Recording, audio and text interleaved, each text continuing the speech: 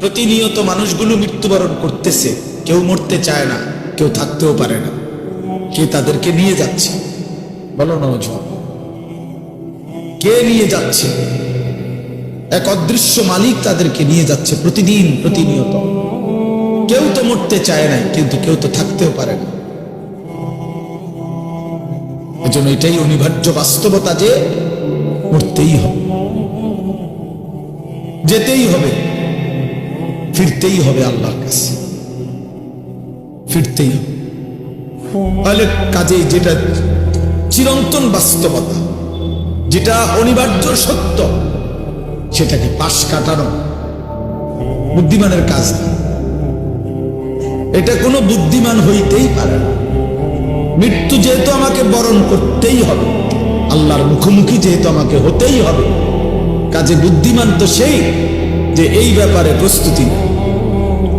কারণ আমি তো এটা এমন কোনো বেলা আমি নেতা দইরা এই দল কিংবা ওই দল কিংবা কোন রকম কোন ছল ছাতুরি করে যেহেতু আমি কবর থেকে, মৃত্যু থেকে নিজেকে আড়াল করতে পারবো না, কোন সিস্টেমে নাই, ন্যূনতম কোনো সম্ভাবনাও নাই, তাহলে অতএব কবরের জন্য প্রস্তুতি নেওয়া, আখিরাতের জন্য প্রস্তুতি নেওয়া, এটাই বুদ্ধিমানের কথা।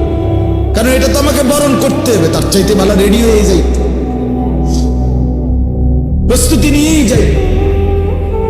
মরতেই হবে যখন, যেতেই হবে যখন। আমার বাপ যদি এই কথাটা আমি বুঝি আমার লাভ, আপনি বুঝলে আপনার লাভ। জওয়ান ছেলে তুমি বুঝলে তোমার লাভ। হাসি ঠাট্টা রং তামাশা, এই খামখেয়ালি, এটা আসলে কোনো জিন্দেগি না। যৌক্তিক কথা এটাই যে বুদ্ধিমান, বিবেকবান, বিচক্ষণ মানুষ কোনো কাজেই পরিকল্পনাহীন করে না। পরিকল্পনাহীন কাজ তো পশুর হইতে পারে, গন্তব্যহীন, টার্গেটবিহীন জীবন তো জানোয়ারের হতে পারে, মানুষের হতে পারে, পাগল ছাগলের হইতে পারে, মানুষের হইতে পারে। কোনো বাসে যদি কোনো প্যাসেঞ্জার উঠা কন্ট্রাক্টর যদি জিজ্ঞেস করে কই নামবেন, এখন প্যাসেঞ্জার যদি বলে তোমার জেনে মন চায় একখানে নামায় দিও, তো সে কি বলবে? হেল্পার রেখে এই পাগল কি লেগে উঠে, এই পাগল বলতেই পারে না কোথায় নামবে। তুমি নওজোয়ান বলো ভাইয়া তুমি কোথায় থামবা,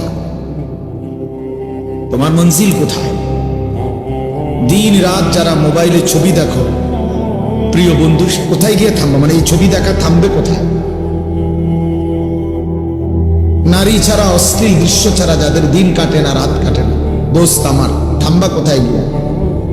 এটা হিসাব কর যে ইনশাআল্লাহ হুজুর আমি টার্গেট নিছি 30 বছর নারী দেখব, অথবা আগামী আরো 6 বছর বেডির ছবি দেখব, উলঙ্গ দৃশ্য দেখব, এরপরে থাইমা যাবো। সেটা কর, কোনো টার্গেট নেই, কোনো গন্তব্য জানা নাই, পথ জানা নাই। তো এত ছাগলের জিন্দেগি, এত মাতালের জীবন, এত পাগলের জীবন, এত অসুস্থ জিন্দেগি ভাইয়া, এত অসভ্য।